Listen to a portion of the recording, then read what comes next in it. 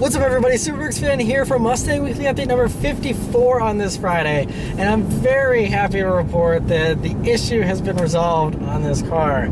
So it was something so simple and stupid, but I'm so glad because it's definitely calmed all my fears. So basically, what happened was the hot side of the intercooler hosing popped off, and it didn't pop off completely. It was just like loose, and it was just loose enough that under low pressure, where I wasn't having any issues, it was fine.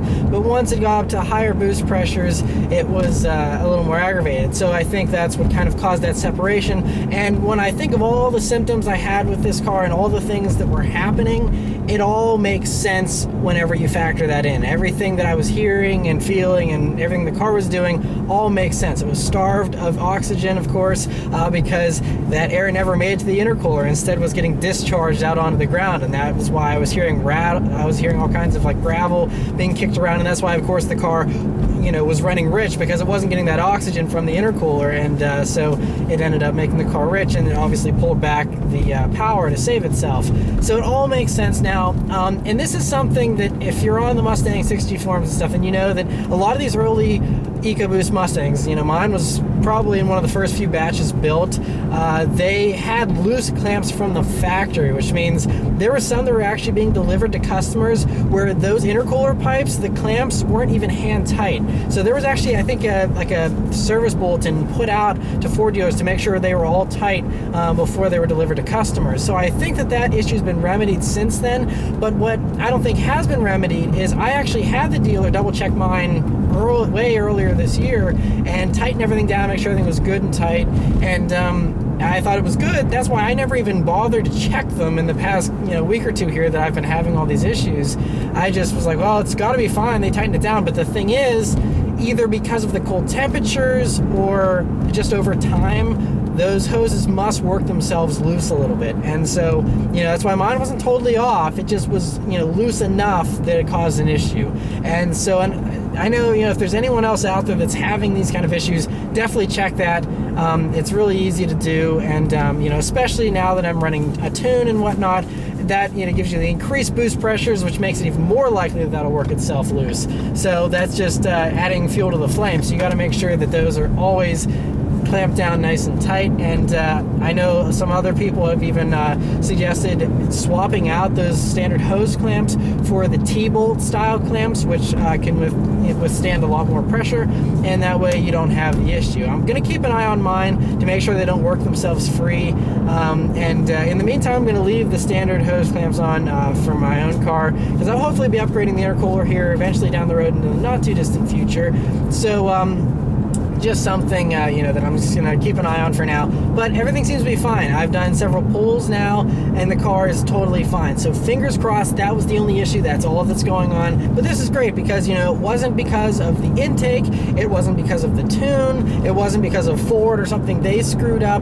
It was simply just a loose hose, which is no fault of the car's. Has restored my faith in this car and EcoBoost in general and whatnot. And because otherwise it's been really flawless over the past year, and it's just, that was a goofy little thing. The hose pop was getting loose, and then now it's all good again. So I'm really happy. The other thing I do want to mention, though, is throughout the course of the past few weeks, I actually got hooked up with Adam from Tune Plus, who any of you in the EcoBoost Mustang community probably know. He is one of the best tuners out there for the EcoBoost Mustang, in my opinion. And so I've been working together with him on a Pro Tune, an e-tune for my car that he's doing via email, sending me maps back and forth, and I'll give you guys a full review on his tune once I have a few revisions and whatnot. I'm just on the second revision now of him dialing everything in, getting it just right for the area where my car is driving at, and the mods and my driving style and all that kind of stuff. So I will be doing more, I'll be talking a whole lot more about this tune,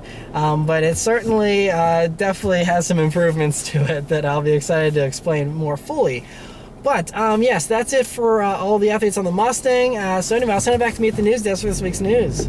Right, for this week's news, the first thing is lots of hypercar news. Actually, most of the stories this week are about hypercars or supercars. So those of you that like regular car news, I'm sorry, there's really nothing to report on this week. But as far as the supercars and stuff go, lots of stuff. The first thing is the Bugatti Chiron, which we've been seeing spy shots of here and there. We have our clearest look at it yet, and looks a lot more mean than the Veyron. Of course, looks really spectacular, much like the Vision Gran Turismo we saw. The rumors are that it's going to have 1,500 horsepower. It's just going to have a refreshed version of the Veyron's power plant, just bumped up with the additional power. They said top speed could be 288 miles per hour for this car. So we'll just have to wait and see. None of that is official. This is just rumors. But we do know it has been confirmed that it will officially be called the Chiron, and that it's going to officially debut at the Geneva Motor Show, which is early March. And so that'll be exciting to see, in the actual production form in a color that's not matte black, but still really great to see that, and very exciting that it's coming so soon. Other news is that Lamborghini has filed a trademark for the Egoista name. Now, if you remember, the Egoista is the one-seater crazy concept that was either a love it or hate it kind of thing whenever it debuted recently, I think it was back in 2013 that it was actually unveiled. So it's been a little while, but I think it's still a spectacular design personally. I love it. I think it's really cool. It's a little out there, of course, but that's Lamborghini for you, and I think we should embrace it. So very cool, but not sure why they would be filing this trademark unless they plan to put it into production. Other Lamborghini news, though, that we have gotten official from the CEO of Lamborghini is that they've confirmed that the Urus SUV that will be coming out, I believe in a year or two here, they said 2018, that will actually get a regular normal twin-turbo V8, 4-liter. It will not have the V10 or the V12 from the other Lamborghinis. So this is going to be a departure from other Lamborghinis. And so they said it's going to be a Lamborghini exclusive engine, although, we know that Audi uses very similar engines. I'm sure Lamborghini will give it a working over. It could be a completely new engine they've designed themselves as well. We'll just have to wait and see. But they said that there will be a plug-in hybrid version most likely. A high-performance SV version could come as well as even a luxury-focused version. So again, they're just all rumors for right now, but we do know it's confirmed it will have a twin-turbo V8 engine. Will not have a V10 or V12. So I think the concept car originally had a V10 in it from the Gallardo, but it looks like we'll be getting a smaller engine here for the production car. Some rumors that are a little bit more far-fetched. There's a rumor this week that Mercedes-AMG is working on a successor to the SLR McLaren. Now, it was just a week or so ago that Mercedes actually confirmed they are not doing a hypercar. They're not doing anything to compete against all the big-name stuff, but that now there's other rumors. Now again, these are rumors, so that's certainly something that should be taken with a grain of salt. But they're saying, according to these reports, that the engineers are up in the air about two different designs for what they would do with this new car if they were to build it. The first is they would do a front engine version that is an actual true successor to the SLR McLaren.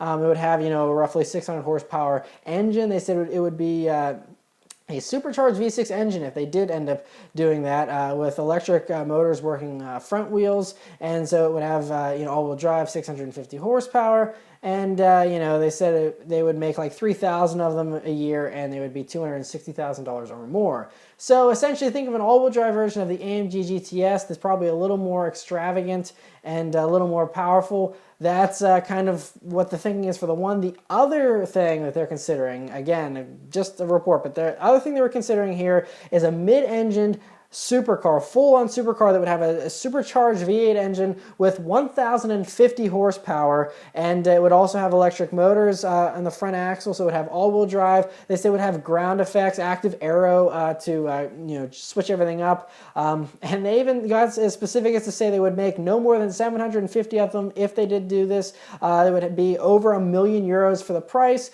and that they would have a coupe model, a roadster, a black series, and a GT3 version.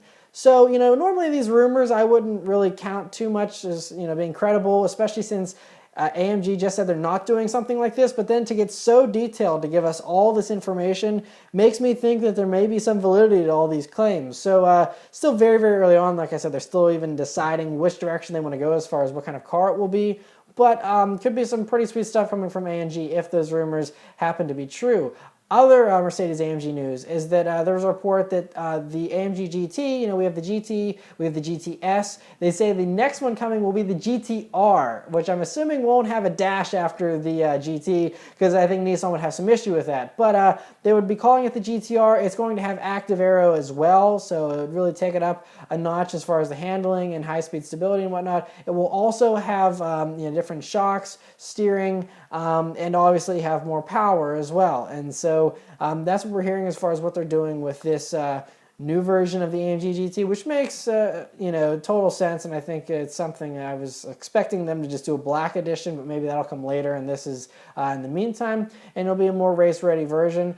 So very cool to see that. A rumor that has been squashed, I didn't even hear about this rumor until I heard about it being rolled out, but that is, there was a rumor that McLaren was considering doing a Cayman competitor, like a, cheaper sports car, and McLaren has come out and said, no, we are not doing that. They say, they kind of look at Ferrari and say, well, Ferrari's kind of, come down and made a little bit of a cheaper vehicle, and they'll probably be doing so with the Dino that'll be coming out eventually as well. But, they don't want to cheapen themselves. McLaren doesn't want to cheapen themselves and make a car that's that affordable. They say they want to have an exclusivity and, have that brand image a little bit higher up, so they will be sticking with the 570S as the cheapest thing they're offering. And so makes total sense. We know there's a less powerful version, I believe, called the 540 that's, for other markets as well, but that's as cheap as they're going, McLaren says, and totally understand, makes perfect sense. Other awesome McLaren news, though, is they officially unveiled the 675 LT Spider. Now, the LT, they said, was going to not have a Spider originally, but because so many customers wanted it, they decided to go ahead and give it to them, and that's great. So they're making 500 of these. As you can see, it's a convertible version, and, has the same retractable hardtop as all the other versions of the McLaren 650 and 12C and whatnot. And so anyway, but for the Spider here, it has some unique options, including these sweet wheels, this cool Solaris paint, I think is what they're calling it, and it has the same specs as the Coupe as far as performance figures and horsepower and whatnot, and so it's almost as fast. I think they said it's like 3 miles per hour slower top speed. The run to 124 miles per hour takes 0.2 seconds longer, but otherwise it's the same. It does weigh about 88 pounds more, but that's simply because of the power folding roof mechanism. Otherwise, it has all the same weight savings as the other LTs, the Coupe ones. So, I mean, that's just the price you pay for convertible, slightly heavier. But great to see that. As far as the price, if you were wondering, it's $372,600. So yes, great to see that though, very cool, and great to see that McLaren's thriving so much that customers are demanding they want 500 of a car, and McLaren's like, okay, we'll build it for you. That's great. Other news is Porsche has officially unveiled the new 911 Turbo and Turbo S. So not the regular 911s, which are also turbocharged now. This is the actual Turbo model and the Turbo S, which of course benefits from the same updated styling as all the other Mark II versions of the 991 body style here, with a revised front bumper, headlights, rear bumper, and taillights. And of course, there's a little bit of a horsepower bump now that we also have in addition to a little bit of a price bump. So 540 horsepower for the standard 911 Turbo, which is $160,000 roughly. The Turbo S is 580 horsepower, and it's almost $189 for the price. So pretty expensive Porsche, but totally understandable. The performance is very, very impressive. So still a bargain really for what you're getting as far as performance goes. And so yeah, pretty sweet to see. I mean, as far as the price jumps, it is about $8,000 over the previous generation Turbo, and the Turbo S is about $5,400 more than the previous version. But they're still 2.9 seconds 0 to 60, 198 mile per hour top speed, all that good stuff for the regular Turbo. Turbo S, it takes 1/10 of a second, so it's 2.8 seconds 0 to 60, and then it's slightly quicker as well for the top speed. But otherwise it's they give you some standard equipment now that you didn't get before, so that kind of justifies some of the price increase. You now get the Sport Chrono package as standard, as well as a few other things, although there's still plenty of options, of course, like any other Porsche.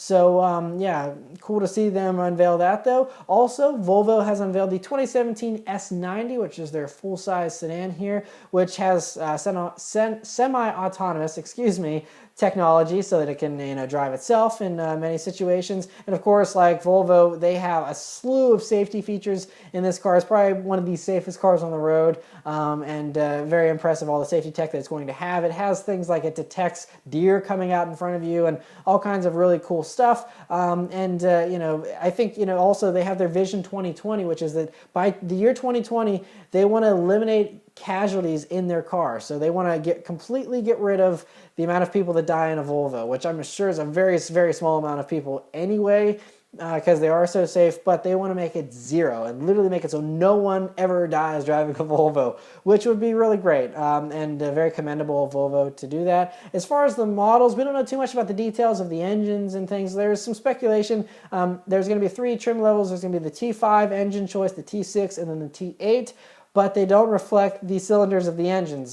So the T5 is going to have a turbocharged 4-cylinder with 240 horsepower as the guess. The T6 will have a supercharged engine that's going to have 302 horsepower, and then the T8 is going to have the plug-in hybrid technology that's going to have 400 horsepower. The same power plants we see in the Volvo XC90, and as you can see, the styling looks much like the XC90 as well, which is a good thing though. I think it's beautiful. It's a really good style. The back end on this car is a little bit iffy for me, but the front is 100% really good looking in my opinion, and should hopefully give all the German, A6, BMW 5 Series, things like that a run for their money. And so they're going to be doing a wagon as well. And yeah, we don't know the price yet or anything like that, but still really great to see that. And the one affordable car that there is to talk about this week is the Chevy Bolt, which has been spied in production form on a photo shoot or something here, and looks a lot like a BMW i8. BMW's either laughing or angry, and yeah, I mean, it looks good, for a little, EV car. I think it fits, what everyone's expecting these cars to look like, but it still looks a little unoriginal to me. But should be very impressive, because we know it's going to have around a 200-mile range for the electric battery, and after incentives, it should be right around $30,000. So the big news here is they're beating Tesla to this affordable electric vehicle thing, and it's really awesome to see, because we know that Tesla is going to be unveiling their Model 3 most likely by March 2016, I think is what we've been hearing. So the Chevy's out here well ahead, and so I'm sure we'll probably be seeing this car at the Detroit Auto Show next month. But good to see some spy shots of it here. So anyway, that's it for all the news this week, guys. So I'll send it back to me in the car. Alrighty, so I'll leave you guys with a nice little acceleration here, like I always do.